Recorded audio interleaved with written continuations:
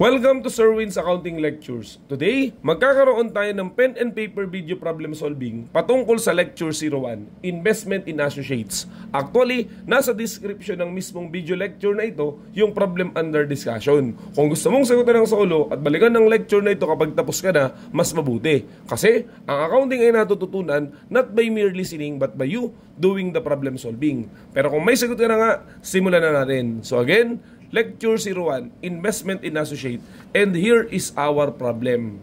On January 1, 2025, an investor purchased 20,000 shares of the 100,000 outstanding ordinary share of another entity at 200 pesos per share. The investment represents a 20% equity interest and the investor has a significant influence over the investee. The acquisition cost is equal to the carrying amount of the net asset acquired. The investor reported net income of 5 million for 2025. The investor also received a 25% share dividends from the investee. During 2026, the investor reported a net loss of 1 million. The investee declared and paid a cash dividends of 2.5 million on ordinary share on December 31, 2026. So here is our requirement. Journal entries using equity method of accounting for investment in associate.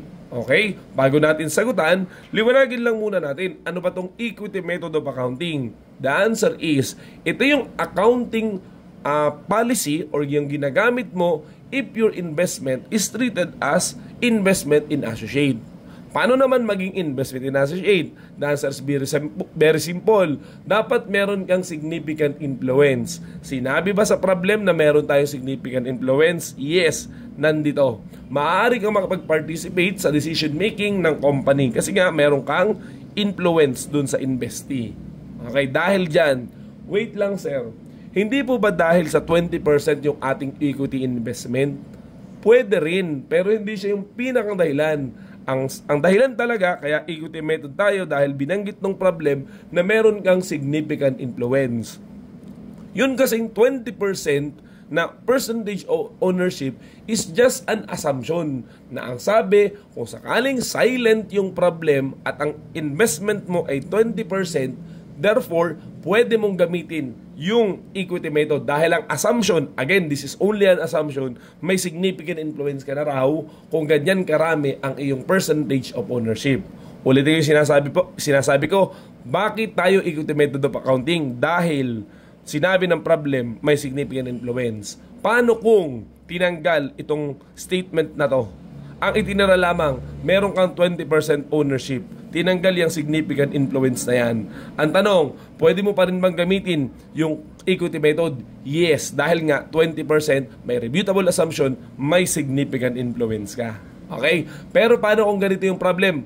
Third scenario na po tayo. Kung sakali na sinabi 20% ang ownership mo, pero sinabi din, you have no significant influence. Gagamitin mo ba yung equity method? The answer is no. Bakit? Even though 20% yung ownership mo, sinabi naman na problem, no significant influence, hindi pa rin pwedeng gamitin. Okay, sana maliwanag yung ating 3 different scenario. Pero in this case, okay, 20% na, may significant influence pa, magsagot na po tayo. Okay, so what will be our entry on January 1, 2025? I believe ito yung pagkakataon nag-invest siya. Okay? At dahil nga may significant influence, ang gagamitin natin is investment in associate account. So again, we debit investment in associate. At dahil nag-invest tayo, we are going to credit cash. For how much? Di ba ang binili natin ay 20,000 shares? At ang sabi sa problem, ang bawat isa ay binili mo sa halagang 200 pesos. So therefore, 20,000 times 200. And we will get this 4 million pesos. So again, we debit investment in associates for 4 million and credit cash for 4 million kasi nga nag-invest tayo. Ngayon, ano pa ang mga nangyari noong 2025? Paano ba yung treatment kung sakaling equity method of accounting? Ganito yon. Tuwing nagkakaroon ng income, even though this is not distributed as dividends, we will report share in that income, declared or not.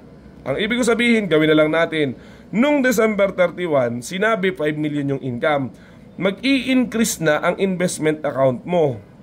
So you debit investment in associate and you are going to credit investment income. Balikan ko yung sinasabi kong theories.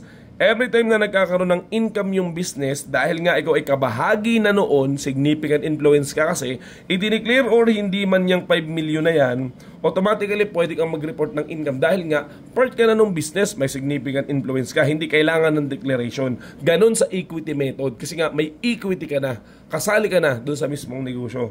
So 5 million times 20%, yan yung share mo. And that will be amounting to 1 million. Okay, so again, meron tayong credit na investment income for 1 million. At ang corresponding debit naman niya, yung kapartner, is investment in associate. Kasi kapag kumita yung business na kasali ka, tumataas din yung value ng investment mo. So that's our answer for the net income of 5 million. Ngayon, kung sakali naman na merong dividend declaration, nababawasan ang iyong investment account. Kasi as nagsauli na sila. Okay, so kung sakaling may dividends, yun ay kung sakaling yung dividends ay cash or property dividends or asset yung ipinamigay. Pero sa pagkakataong ito noong 2025, ang ipinamigay ay share dividends. Okay? Kung sakaling ganun, walang income. Dahil what is income? By definition, it means increase in asset or decrease in liability. Yung dalawa yung effect ng income. Pero sa case na to, ano ba ang ibinigay? Equity. So that is only an increase in equity. Therefore, walang income yun kasi hindi naman nag-increase ang asset, hindi rin naman nag-decrease ang liability. So anong gagawin natin para dun sa share dividends? We will not create a journal entry but rather a memo entry only. What will be our explanation? So received. Okay? Ilang share ba ang ating natanggap? Di ba 25% ng ating total investment before? So we have 20,000 original investment. So 20,000, okay, multiplied by 25%. So yun yung ating natanggap, 5,000. Received 5,000 new shares. Ayan, as a result of 25% share dividends. So, di ba yan yung paliwanag. Tapos pwede mo rin sabihin, kanya-kanya naman po kasi memo entry ito, shares now held. Ilan na ngayon ang hawak-hawak mo na share? Hindi ba dati 20,000, nakatanggap ka ng 5,000? So therefore, shares now held is 25,000 shares. Okay? So yun na po yung ating memo entry. Next point, pag ba nakakatanggap tayo ng share dividends, tumataas yung ating percentage of ownership. Ang ibig ko sabihin, di ba nung una 20% tayo? Dahil nakatanggap tayo ng bagong shares, tataas ba yung ating percentage of ownership? Magiging ba tayong 21, 22, or tataas ba? The answer is no. Bakit? Kasi yung percentage of ownership mo is in relation to the other investor also. Okay, ito yung punto. Nung nakatanggap ka ng share dividends, ikaw lang ba ang nakatanggap ng share? O lahat kayo na investor?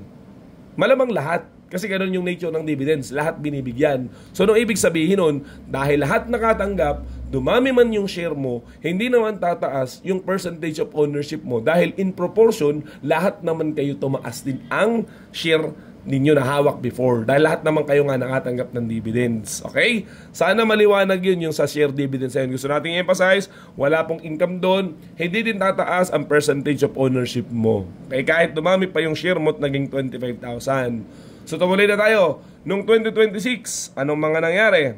Under equity method, yan na, nagkaroon naman ng loss. Kung sakaling nagkaroon naman ng loss, baliktad yung treatment. So therefore, December 31, 2026, there will be a debit to loss. Loss on investment. And you are going to credit your investment in associate account. Kasi nga syempre nalugi yung business, bahagi ka doon, therefore bababa din ang iyong investment account dahil nga nalugi kung saan mo inilagay ang iyong pera, ang iyong investment. So, di ba ang lugi 1 million? Iyo ba lahat yan? Di ba hindi?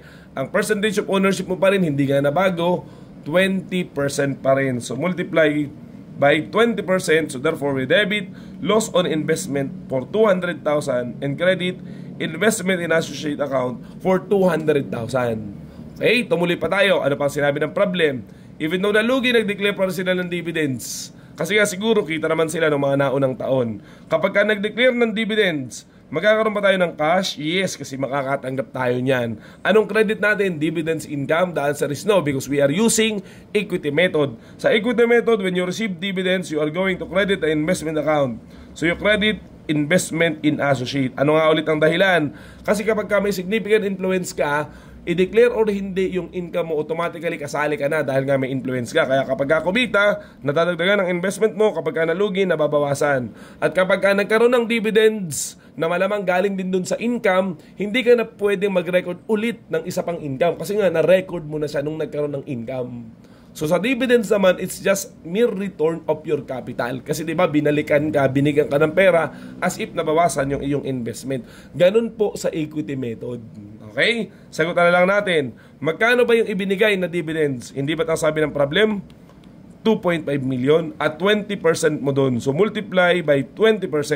So therefore, you are going to receive cash. So you debit cash for 500,000 and you credit investment in associates also for 500,000. I believe yan na po yung mga entry doon sa basic concept ng investment in associates. Sana ay may natutunan ka. So yun lamang at maraming salamat.